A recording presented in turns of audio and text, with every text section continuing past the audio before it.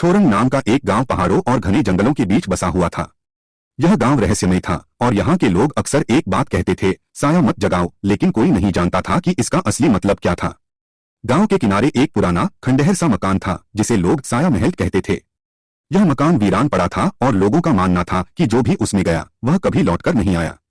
एक दिन एक युवा पत्रकार रेहान ने इस जगह के बारे में सुना और उसने ठान लिया कि वह इसकी सच्चाई जानकर रहेगा। वह अपने दोस्त अली के साथ वहां पहुंचा। मकान की दीवारें टूटी फूटी थीं और दरवाजे पुराने जिन लगे थे। चारों ओर अजीब सी नीरवता थी। रेहान ने हिम्मत करके दरवाजा खोला। अंदर की हवा बेहद ठंडी थी, जैसे वहां बरसों से कोई नहीं आया है। कमरे के बीच में एक पुराना झूला पड़ा था जो धीरे धीरे हिल रहा था, जबकि वहां कोई हवा भी नहीं थी। अली ने हंसते हुए झूले को हाथ लगाया, लेकिन उसी पल मकान के अंदर एक तेज चीख गूंजी और झूला जोर जोर से हिलने लगा। दोनों घबराकर पीछे हट गए। अचानक उनकी नजर एक लकड़ी की मेज पर रखी एक पुरानी किताब पर पड़ी। किताब बेहद पुरानी और धूल से ढकी हुई थी, लेकिन जैसे ही रेहान ने उसे छुआ, किताब पर लिखी इबारत चमकने लगी, जो साया देखेगा वह खुद साया बन जाएगा। इतना पढ़ते ही उन्हें लगा कि दीवारों से धीमी धीमी फुसफुसाहटें सुनाई दे रही हैं। रेहान और अली ने तेजी से कमरे से बाहर निकलने की कोशिश की, लेकिन तभी कमरे में धुआं फैलने लगा। उस धुएं से एक लंबी, काली और अजीब सी आकृति उभरी। वह कोई इंसान नहीं था, बल्कि एक साया था जिसकी आंखों की जगह दो जलते हुए लाल गड्ढे थे।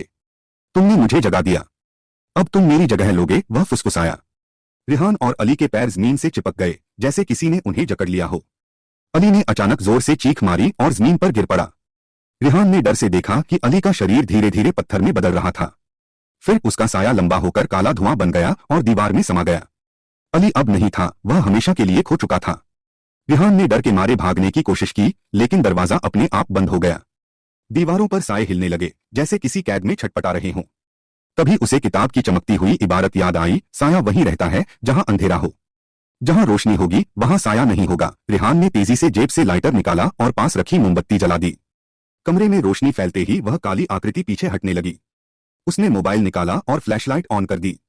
रोशनी पड़ते ही साए चीखने लगे और धीरे धीरे गायब होने लगे।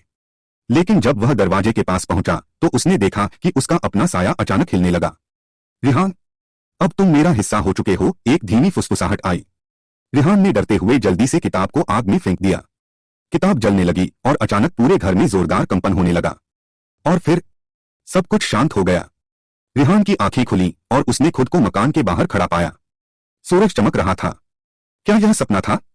लेकिन जब उसने जमीन पर अपनी परछाई देखनी चाही तो वहां कुछ भी नहीं था।